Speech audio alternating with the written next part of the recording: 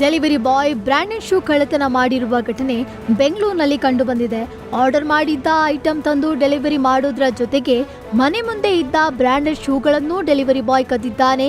ಈ ಘಟನೆ ಜುಲೈ 5ರಂದು ನಡೆದಿದ್ದು, ಕಳ್ಳತನದ ದೃಶ್ಯ ಸಿಸಿಟಿವಿ ಕ್ಯಾಮೆರಾದಲ್ಲಿ ಸೆರೆಯಾಗಿದೆ. ಆದರೆ ಬೆಂಗಳೂರಿನ ಯಾವ ಪ್ರದೇಶದಲ್ಲಿ ನಡೆದಿದೆ ಅನ್ನೋ ಮಾಹಿತಿ ಲಭ್ಯವಾಗಿಲ್ಲ. ಕಳ್ಳರಿಬ್ಬರು ಗ್ರಾಹಕರ ನೆಪದಲ್ಲಿ ಸೂಪರ್ ಮಾರ್ಕೆಟ್ಗೆ ನುಗ್ಗಿ ಕಳ್ಳತನ ಮಾಡಿ ಬಳಿಕ ಚಾಕು ತೋರಿಸಿ ಬೆದರಿಕೆ ಹಾಕಿ ಪರಾರಿಯಾಗಿದ್ದಾರೆ. ಅಶೋಕನಗರ ಠಾಣಾ ವ್ಯಾಪ್ತಿಯಲ್ಲಿ ಈ ಘಟನೆ ಕಂಡು ಬಂದಿದೆ.